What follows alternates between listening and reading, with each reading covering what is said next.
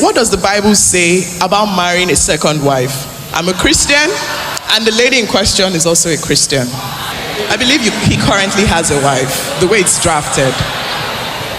Let me just say this, and we can address this with more detail, later, since this is a theological issue. I've heard a lot of people, so-called theologians, suggest that the Bible is silent on polygamy, and that's not true.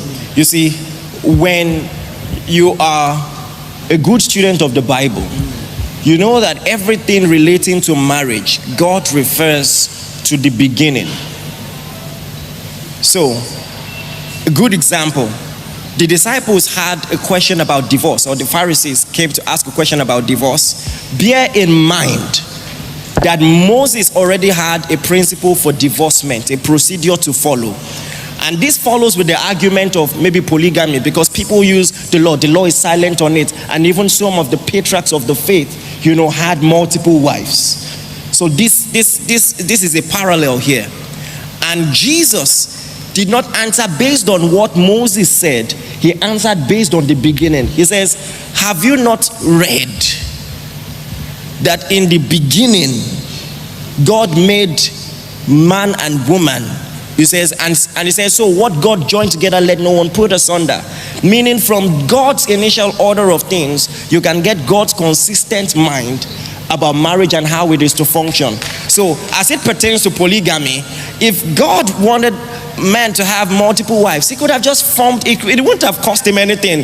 So Adam would just open his eyes and 3 beautiful ladies, and then this will not be a debate. Listen, what I'm telling you is how Jesus himself answered questions on marriage. To understand God's plan and God's priority and God's wisdom when it comes to marriage, go to the first marriage.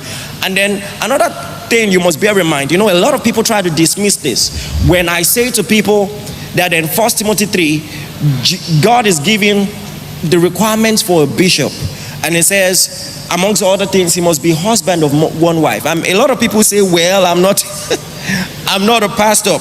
But when you look carefully at that list, you will see that many of the things that were mentioned, if not all of them, were things that are expected of Christians also. So the logic is this: someone who will be a leader in the church should excel at the tenets of basic Christian devotion. So that means what was expected of deacons and bishops are also expected of believers in Christ. So don't just say, oh, don't want to be a bishop, I don't want to be a deacon, so I can have multiple wives. If God said that about deacons and bishops, then he says that about all believers. So that's argument one. And then my first answer and most important answer is how Jesus answers questions on marriage. Because listen, the questions on marriage will be endless. I don't want to give more suggestions, things about anyway, I don't want to give more questions to be asked. But one simple principle is go back to the beginning, just like Jesus did. Go back even before Moses, because there are things that were permitted because of the hardness of the heart of people.